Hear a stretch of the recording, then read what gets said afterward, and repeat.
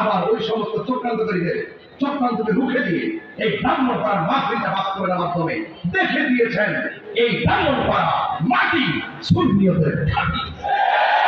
সত্যটা বলেন, ঠিক কিনা বলেন?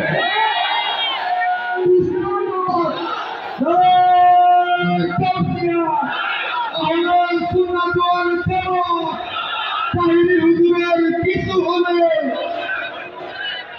না, ঘরে ঘরে আগুন লাগানো আমরা পছন্দ করি না। আমরা আগুনের রাজনীতি করি না। সুন্নিরা সন্ত্রাসী রাজনীতি করে না, সুন্নিরা দাঙ্গা রাজনীতি করে না, সুন্নিরা মারামারি রাজনীতি করে না, সুন্নিরা দাঙ্গা রাজনীতি করে না। কিন্তু যারা সত্যকে দখল করার জন্য, রাষ্ট্রকে ধ্বংস করার জন্য, দাঙ্গা লাগিয়ে এই দেশের সম্প্রীতিকে বিনষ্ট করে সন্ত্রাসী চালাতে চায়, সে যেই ধর্মের হোক না কেন, আমরা 94% মুসলমান সকলে মিলেমিশে রুখে দিব, রুখে দিব, রুখে দিব, ঠিক কিনা বলে?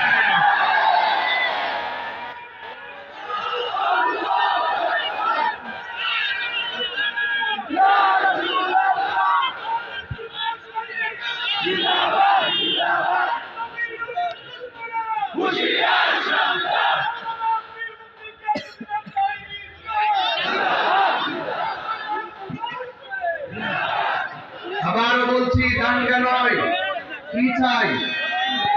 এই কথাগুলো খুব গুরুত্বপূর্ণ, এই কথাগুলো অনেক গুরুত্বপূর্ণ।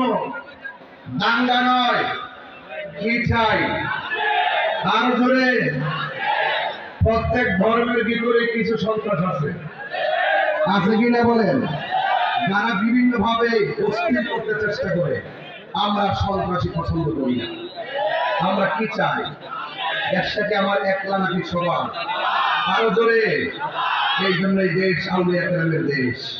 এই দেখেন, তাকায় দেখেন, এই পুরস্কারের ভিতরে একটা নাম লেখা আছে, পিরানি পীর আব্দুল কাদের।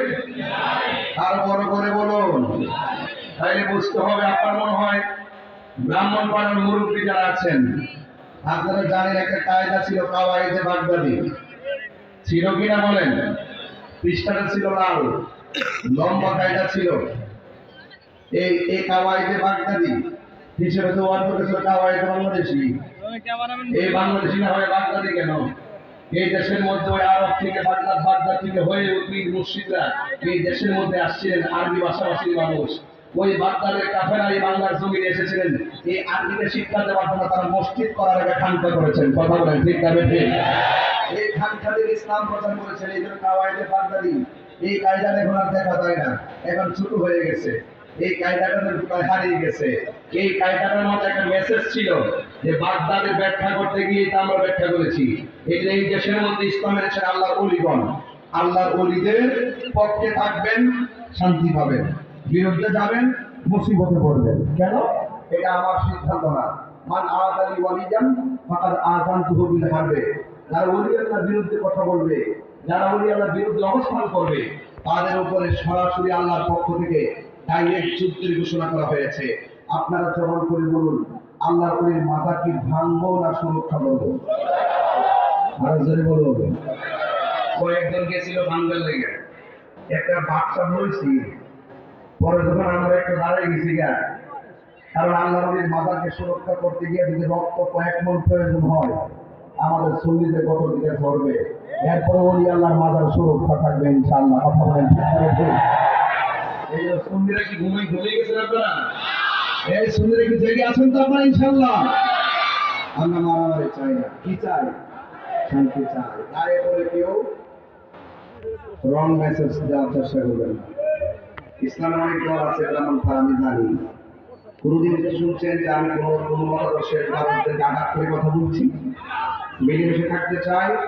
আমার মন এখনো বলে, যে ধর্ম, যে মতাদর্শ পালন করেন, যদি 7-8টা মতাদর্শের লোক যদি দরজা লাগায় যদি একটা করে বসে যদি আকীদার সমাধানগুলো করতে পারি, ওইটা যদি রাজপথে আনতে পারি, এই ইসলামপন্থীকে রাজপথ থেকে মসনদে যেতে পারবে। আর যদি একজন আরেকজনের প্রতিপত্তি দেন, এক ইসলামের দরকে মাইনাস করে আপনার কুমতলবে আলাদাভাবে গুরুত্বের চেষ্টা করেন যে করে দেশটা জয় করে ফেলবেন, এটা পারতেন না। ক্ষতি আপনার হবে, আমাদের হবে। এজন্য এখনো সময় আছে। এই একটা সুযোগ আসছে, অন্তত কিছু একটা অংশের জায়গা হলো ইসলামপন্থীরা গিয়ে কথা বলার সুযোগ পাবে, যদি ঐক্য থাকে। কথা বলে ঠিক না বেঠে? এই দেশ সবার, এই দেশ থেকে সবার মিলেমিশে সাজাতে চাই। কথা বলেন ঠিক কিনা বলেন?